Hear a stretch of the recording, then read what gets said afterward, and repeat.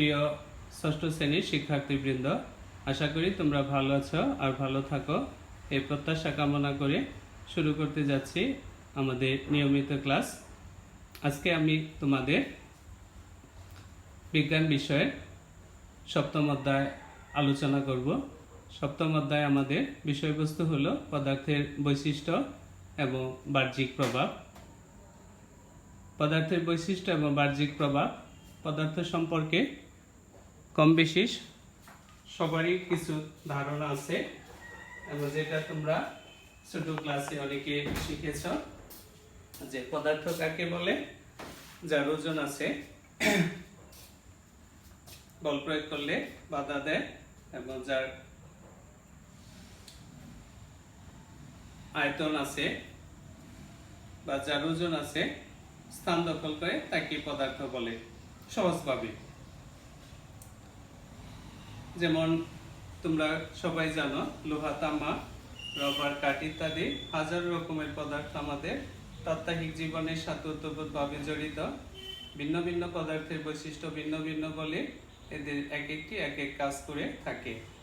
এই অধ্যায় শেষে শিক্ষার্থীরা যা জানতে পারবে, পদার্থের বিভিন্ন বৈশিষ্ট্য বর্ণনা করতে পারবে, বিভিন্ন বৈশিষ্ট্যের উপর ভিত্তি করে পদার্থের শ্রেণীবিন্যাস করতে পারবে, তাপ ও বিদ্যুৎ পরিবাহিতা ব্যাখ্যা করতে পারবে, ধাতু এবং অধাতুর কল্যাণকর দিক উপলব্ধি করতে পারবে এবং এদের ব্যবহার ও সংরক্ষণে যত্নশীল হবে। পরীক্ষণের সাহায্যে ধাতু ও অধাতুর তাপ ও বিদ্যুৎ পরিবাহিতা নির্ণয় করতে পারবে, গলনাঙ্ক ও স্ফুটনাঙ্ক ব্যাখ্যা করতে পারবে। পরীক্ষণের সাহায্যে পদার্থের গলনাঙ্ক স্ফুটনাঙ্ক নির্ণয় করতে পারবে। থার্মোগড়ি ও থার্মোমিটার সুনিপুণভাবে ব্যবহারে সক্ষম হবে। শীতলীকরণ ব্যাখ্যা করতে পারবে। আঘাতে ধাতু এবং ধাতুর পরিবর্তন ব্যাখ্যা করতে পারবে। পরীক্ষণ কার্যক্রম চলাকালে পর্যাপ্ত নিরাপত্তামূলক ব্যবস্থা গ্রহণে উদ্যোগী হবে এবং অন্যদের সচেতন করবে। তাহলে যার ওজন আছে, স্থান দখল করে, বল প্রয়োগে বাধা দেয়, তাকে আমরা সহজভাবে পদার্থ বলি। আরো সহজ করে যা জায়গা দখল করে এবং যার ভর আছে তাকে আমরা পদার্থ বলি। যে যেভাবে পারো ছোট করে লিখলেই হবে পূর্বের অভিজ্ঞতা দিয়ে। পৃথিবীতে হাজার রকমের পদার্থ রয়েছে এবং তাদেরকে নানাভাবে আমরা শ্রেণীবিন্যাস করে থাকি। এর এক একটি শ্রেণীবিন্যাস হলো পদার্থের অবস্থার উপর ভিত্তি করে শ্রেণীবিন্যাস। একটি উদাহরণ দেওয়া যাক। এক টুকরো বরফ নিয়ে একটি পাত্রে রেখে দিলে কি ঘটে? এটি পানিতে পরিণত হয়, আবার ওই পানিকে তাপ দিলে তা বাষ্পে পরিণত হয়। যখন বরফ আকারে থাকে তখন এটিকে বলা হয় কঠিন পদার্থ। পানির আকারে থাকলে তখন এটিকে বলা হয় তরল অবস্থা, আর বাষ্প আকারে থাকলে এটি হলো গ্যাসীয় অবস্থা। তাই অবস্থা ভেদে পদার্থকে তিন ভাগে ভাগ করা যায়।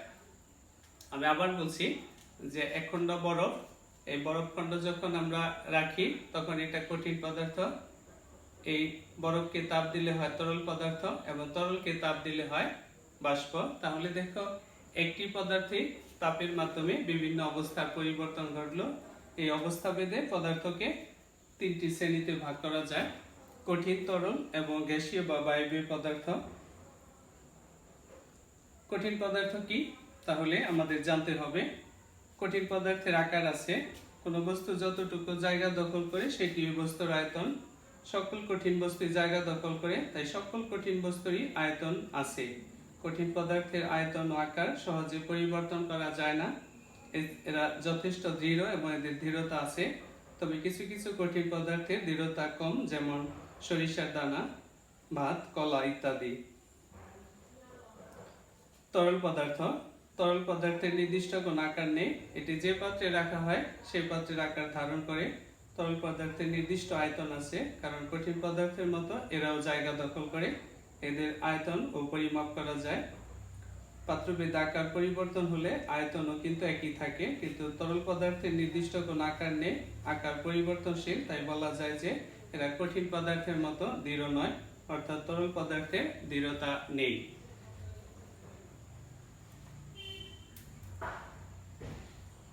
বাতাসের মতো সকল গ্যাসেরই কোনো নির্দিষ্ট আকার নেই। গ্যাসীয় পদার্থের নির্দিষ্ট আয়তন আছে কি? দুটি সিলিন্ডারের কথা চিন্তা করা যাক, একটি ছোট আর একটি বড়। এখন যদি সমপরিমাণ গ্যাস দুইটি সিলিন্ডার রাখো, তাহলে ছোট সিলিন্ডারের ক্ষেত্রে যেমন সম্পূর্ণ সিলিন্ডার জুড়ে থাকবে, তেমনি একই পরিমাণ গ্যাস বড় সিলিন্ডারও যদি রাখো, তাহলে তা সম্পূর্ণ সিলিন্ডার জুড়ে থাকবে। তাহলে বলা যায় একই পরিমাণ গ্যাস ছোট পাত্রে রাখলে এর আয়তন কম হয়, অথচ বড় পাত্রে রাখলে এর আয়তন বেশি হয়। অর্থাৎ গ্যাসীয় পদার্থ যে পাত্রে রাখা হয় ওই পাত্রের আয়তনই গ্যাসের আয়তন। গ্যাসীয় পদার্থের নির্দিষ্ট আকার ও আয়তন নেই।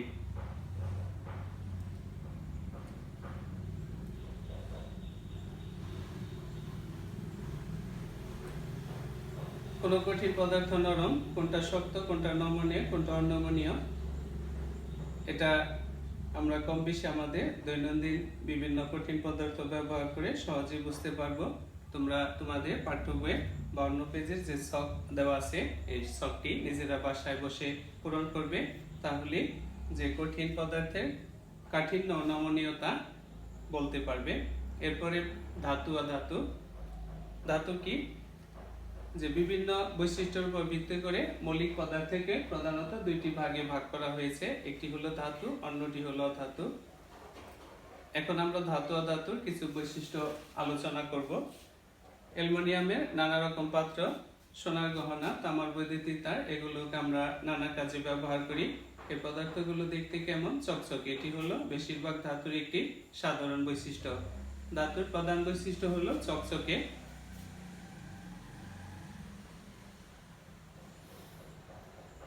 অন্যদিকে রান্নার কাজে আমরা অ্যালুমিনিয়ামের পাত্র বা লোহার কড়াই ব্যবহার করে থাকি, কারণ এগুলো চুলার আগুন থেকে তাপ পরিবহন করে রান্নার মূল উপাদান চাল বা মাছ পৌঁছে দেয় উপাদানগুলো ওই তাপে সিদ্ধ হয়।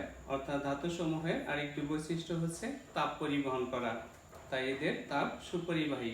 তাহলে ধাতু সাধারণত চকচকে। যদি আসে ধাতুর বৈশিষ্ট্য, বলবো ধাতু সাধারণত চকচকে, ধাতু সাধারণত তাপ পরিবহন করে এবং এরা তাপ সুপরিবাহী। আবার বিদ্যুৎ পরিবহনও ধাতু করে থাকে। এক কথায় বলা যায় ধাতু বা ধাতব পদার্থ সমূহ সাধারণত দেখতে চকচকে, তাপ ও বিদ্যুৎ সুপরিবাহী হয়।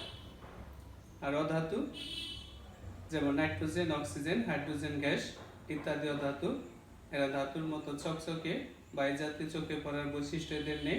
আবার এগুলো ধাতুর নেই, তাপ ও বিদ্যুৎ পরিবহনও করে না, তাই এদেরকে তাপ ও বিদ্যুৎ কুপরিবাহী বা অপরিবাহী পদার্থ বলা হয়। কুপরিবাহী মানে যে সকল পদার্থের মধ্য দিয়ে বিদ্যুৎ কোনো সময় চলাচল করে না, তাদেরকে বিদ্যুৎ কুপরিবাহী বা অপরিবাহী পদার্থ বলে। তাহলে ধাতু বিদ্যুৎ পরিবহন করে, অধাতু বিদ্যুৎ পরিবহন করে না।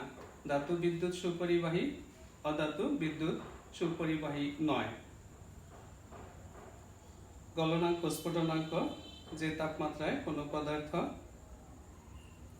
অর্থাৎ যে তাপমাত্রায় কোনো কঠিন পদার্থ গলে তরলে রূপান্তরিত হয় তাকে গলনাঙ্ক বলে। যেমন মোমের মতো প্রতিটি কঠিন পদার্থের একটি গলনাঙ্ক আছে, যেমন বরফেরও গলনাঙ্ক আছে। 0 ডিগ্রি সেন্টিগ্রেড তাপমাত্রায় বরফ গলে পানিতে পরিণত হয়। স্ফুটনাঙ্ক, যে তাপমাত্রায় পানি ফুটতে থাকে সেই তাপমাত্রাকে হলে স্ফুটনাঙ্ক। পানির ন্যায় প্রতিটি তরল পদার্থের একটি নির্দিষ্ট স্ফুটনাঙ্ক আছে। তাহলে পানির স্ফুটনাঙ্ক 100 ডিগ্রি সেন্টিগ্রেড, আর বরফের স্ফুটনাঙ্ক 0 ডিগ্রি সেন্টিগ্রেড। শীতলীকরণ, যে আমরা জন্মদিনে বা বিদ্যুৎ চলে গেলে মোমবাতি জ্বালাই, এখানে কি ঘটে? মোমবাতির একটি অংশ পুড়ে আলোতে আরেকটি অংশ আগুনে গলে মোমবাতির গা গিয়ে পড়তে থাকে, যা কিছুক্ষণ পরে আবার জমে কঠিন মোমে পরিণত হয়। তরল মোম থেকে কঠিন মোম হওয়ার প্রক্রিয়া হলো শীতলীকরণ। মোমের ন্যায় প্রতিটি তরল পদার্থের ক্ষেত্রে এমনটি হতে পারে। তাহলে শীতলীকরণ ব্যাপারটা আশা করি সবাই বুঝেছ, যে মোমবাতি যখন আমরা জ্বালাই তখন কি করে? মোমবাতি পুড়ে, এবং মোমবাতি পুড়ে সেটা মোম গলে মোমের গা গিয়ে নিচে পড়তে থাকে এবং এক সময় সেটা জমে আবার কঠিন হয়। তরল মোম থেকে কঠিন মোম হওয়ার প্রক্রিয়া হলো শীতলীকরণ প্রক্রিয়া। তোমরা এই উদাহরণটাই দিবে। তাহলে এই অধ্যায়ে সংক্ষিপ্ত আলোচনায় আমরা কি শিখলাম? যে যার ভর আছে ও জায়গা দখল করে তাই হলো পদার্থ। যার ভর আছে এবং জায়গা দখল করে তাই হলো পদার্থ। অবস্থাভেদে পদার্থ তিন প্রকার: কঠিন, তরল ও বায়বীয় বা গ্যাসীয় পদার্থ। কঠিন পদার্থের নির্দিষ্ট আকার, আয়তন ও দৃঢ়তা আছে। তরল পদার্থের নির্দিষ্ট আয়তন থাকলেও আকার ও দৃঢ়তা নেই। বায়বীয় বা গ্যাসীয় পদার্থের নির্দিষ্ট আকার, আয়তন ও দৃঢ়তা কোনোটি নেই। যে পাত্রে রাখা হয় সেই পাত্র জুড়েই থাকে। মৌলিক পদার্থ: যে পদার্থকে ভাঙলে ওই পদার্থ ছাড়া অন্য কোনো পদার্থ পাওয়া যায় না তাকে মৌলিক পদার্থ বলে। মৌলিক পদার্থ সাধারণত দুই প্রকার: ধাতু ও অধাতু। ধাতুসমূহ সাধারণত চকচকে, এরা তাপ ও বিদ্যুৎ পরিবহন করে এবং আঘাত করলে ঝনঝন শব্দ হয়। ধাতুসমূহ সহজে ভাঙে না। আমি আবার বলছি, যদি তোমাদের বলে ধাতুর বৈশিষ্ট্য লেখো, তাহলে বলবে ধাতুসমূহ সাধারণত চকচকে হয়, এরা তাপ ও বিদ্যুৎ সুপরিবাহী এবং আঘাত করলে ঝনঝন শব্দ হয়। ধাতুসমূহ সহজে ভাঙে না।